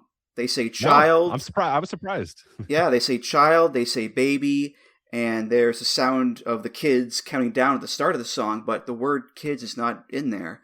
But it does make me feel like a kid. Like the song is itself about looking back on your childhood and having nostalgia for your youth and the worries about, growing up and being an adult. And the first time I heard the song, I was a sophomore in high school, almost 20 years ago at this point, crazy enough. And whenever I hear that, do, do, do, do, do, do, do, I'm transported right back to that time. And I get that longing again. And I think I always will. So, that's the power of music right there. I mean, this song is just, it's been around for 20 years and, it's seemingly timeless, I guess, Rich. So. It really is. Yeah, it's hard to believe that the song is that old because it does feel like a song that never left. Like it's just always been hanging around for a while. But 2008, man, that is wild. It has been around that long, and just a ubiquitous song. Like we've all heard it probably 1,000 times in various places. But it still works. It still gets the head bobbing, and it's still you definitely get taken back to a play. Like as intended, the song will hit the nostalgia. And no matter what, take you back to whenever you first heard the song, or take you back to being a child. But I've always really enjoyed this, and I always like this group too. Really a big fan of everything they've done. So it's a cool song, and I can't believe it's 2008. I would have thought it was like a 2014 song or something like that, but 2008. Mm-hmm. Well, I'm kind of the opposite of you. My love of MGMT is rather narrow. It's basically just the first album, and in particular the three big singles, Kids, Electric Feel, and Time to Pretend. Because I remember when that second album, Congratulations, came out, and it was a real departure from the first one, so much so that I haven't really kept up with the band since. It was kind of like Austin turning heel at Mania 17. Like it was a real hard ending for me. With this band. It's still they're still kind of off. I never gave them the chance. I never did. So, but it never quite got bad, which I appreciate. Yeah, I understand how and it's always the risk if you're a group. Like, do you just we just always do the same sound through our entire, or do we try to do something a little different and sometimes it works and sometimes it doesn't work. Yeah, you don't really know until you do it, which is unfortunate. That would be very risky. I don't know what I would do if I was like a popular group. Would I just stick with like the exact sound that we know is going to work, or am I like, I'm getting bored of that, let me try something different? Because that can really go in the opposite direction for you. So I mean, there are plenty of artists who I do like who do change it up, quite a bit. But I also love AC/DC, and they have the same exact album every single time, and it's always awesome. Right. So and it's fine. No need to change it at all. It's perfect. There's no hard and fast rule. You can't really. You never know exactly when it's going to work or when it's not. But sometimes it works and sometimes it doesn't. There's no way to tell. It's no way. Yeah. AC/DC, you're like, it's perfect. Like I would suck if they just decided, we do folk this album. It's like, no, hold on a minute. No, you don't. Please.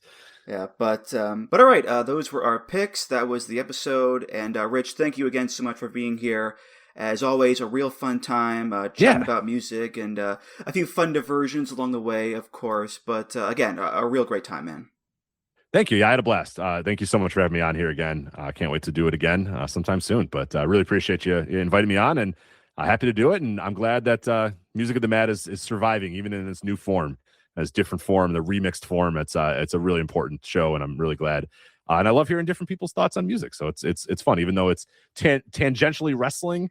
It doesn't matter. You get enough. You get little dips of wrestling here and there, but normally you're talking to wrestling fans, which is fine, good enough for me. But no, I think I think it's a really important show, and I'm glad that it still exists, because I know there were points there where it was like, maybe this is the end of the road, but I'm really glad it's staying alive. And now what how long are you into the remix?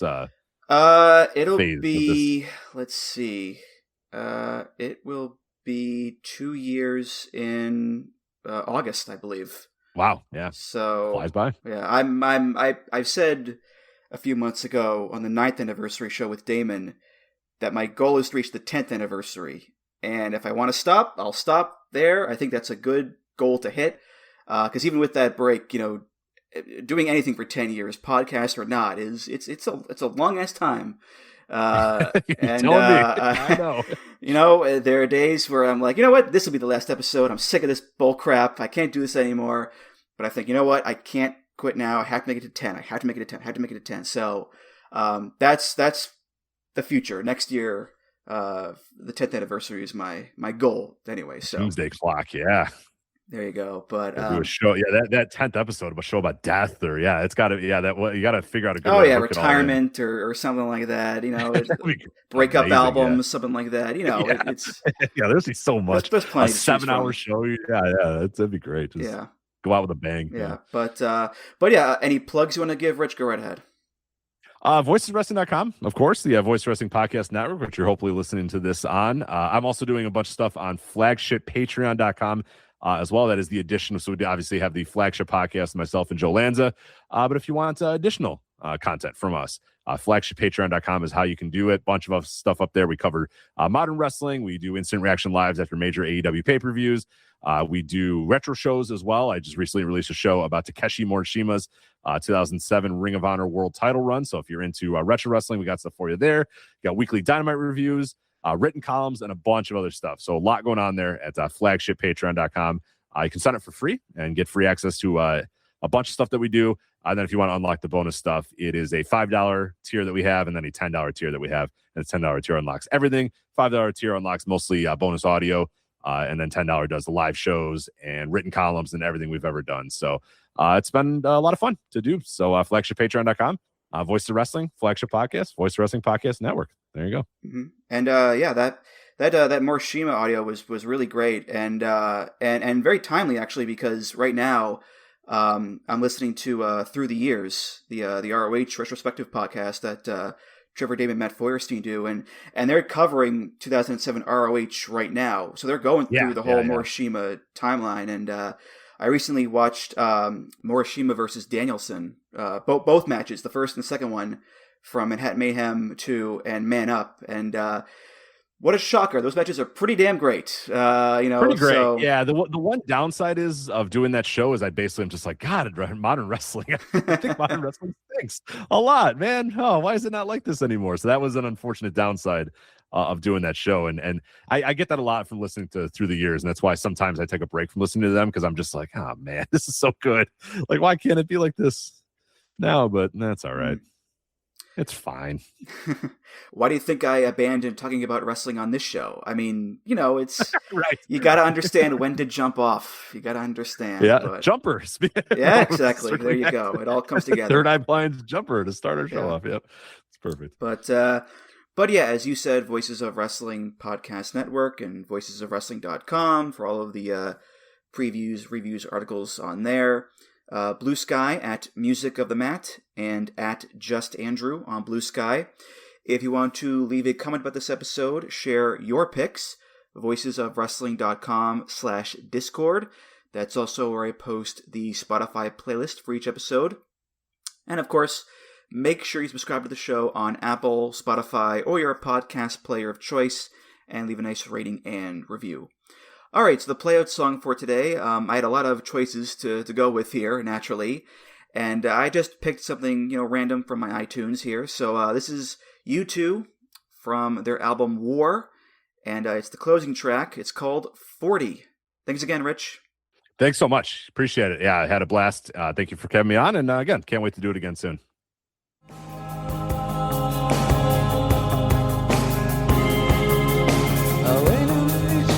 For the Lord, inclined and had my kind. He brought me up out of the pit, out of the miry clay. I will sing a new song. I will sing a new song.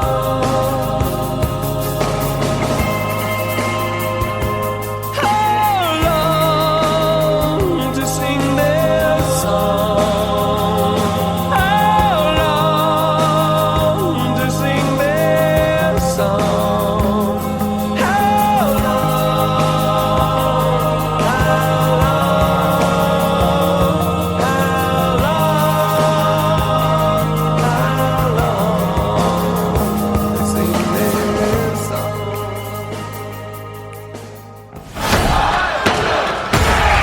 Music of the Mat is intended for entertainment and information purposes only. The songs used throughout this show are property of their respective copyright holders.